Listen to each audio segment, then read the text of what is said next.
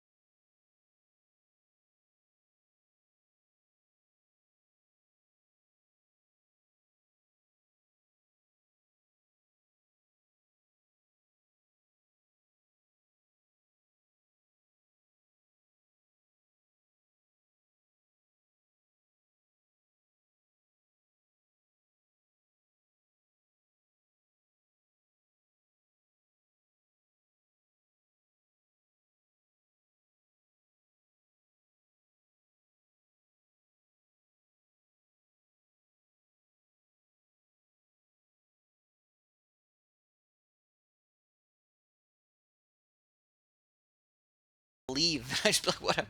Just do your own thing. I'm gonna leave for 30 minutes or 45 minutes or whatnot. Some of you guys are seeing some people are actually really big babies. Two people in a row. They saw my record and they're like, I can't play this guy. I'm gonna leave because he's too good. I'm a scared little baby. I want to keep my good record. Wrong. You're stupid. You're evil. Don't do that. That's what jerks do. That's what losers do. No, don't be a baby. If you have a good record, you should be willing to face people with good records. And you know what? I have yet to face a hacker. And I have not seen a hacker in a really long time, and I think they've been doing a really good job at curbing the hackers. Just as a total. I don't feel like they're a big thing in the game anymore, which makes me pretty darn happy. I know that was a really big problem for a lot of people. It was every third or fourth person would be a hacker, and it'd really affect your record and everything. It doesn't happen anymore.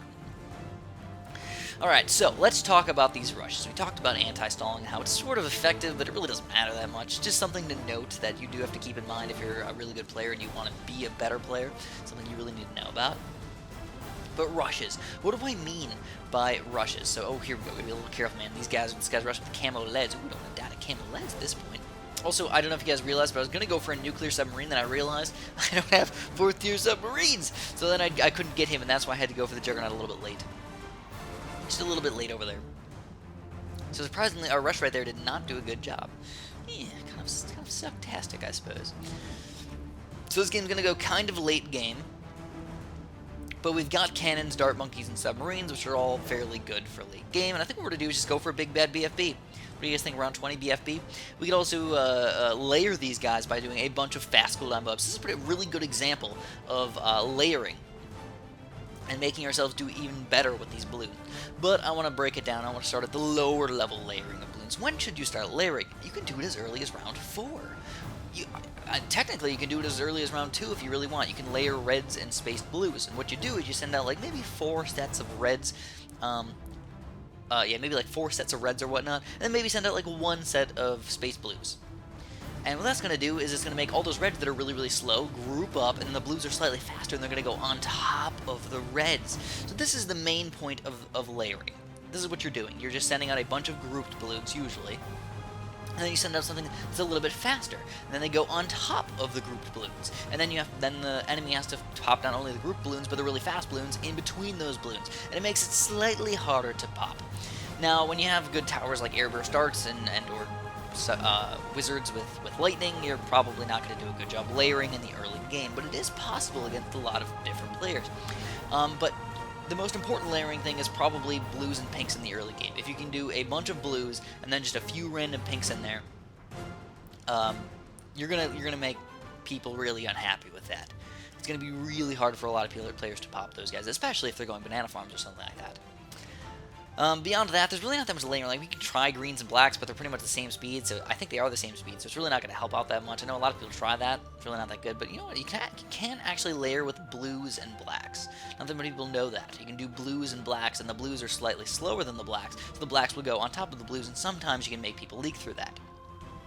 But again, these are just like minuscule lives of layering. This is not usually what you want to do, but if you really want to have some really expert rushes or just get a little bit better, that's something you need to think about. Yellows, Regal Blacks, and Regal Whites are also a fairly good layering technique. What you can do is you send out, sometimes you can send out Regal Whites and Blacks, because Whites and Blacks have different speeds. So if you layer those on top of each other, you got 2 Regros kind of moving at different speeds. It kind of messes up a lot of the towers, where they end up missing or causing some issues, and the Regros can sometimes cause some problems right around round 8 or 9. Also, you can set up some yellows in between those guys. You can set out like a Regal White, a Regal Black, and then send out a bunch of yellows. Then the yellows are slightly faster than the blacks or whites. So the yellows will go basically underneath or on top of those Regal Blacks or Whites. So another strategy you can do with the layering. But again, this usually doesn't kill people. This is more of just a, okay, we can do this a little bit, cause some issues for our enemy. Then once you get to around about 12 or 13, this is where layering can start to come into play. Then you can start doing some more kind of weird rushes. Sometimes you can do like some Regal Leads. If you see someone doesn't really have that much lead popping power, you send out like 1 set of Regal Leads, and then send out a bunch of Zebras underneath, or send out a bunch of something underneath. Whatever you want to, because leads are really, really slow, obviously. So you send a bunch of stuff underneath or on top of those leads, you can do a really good job of killing people. But even better than that, if you cannot beat them by round 12 or 13, round 15 is the best layering level of them all, at least in my opinion.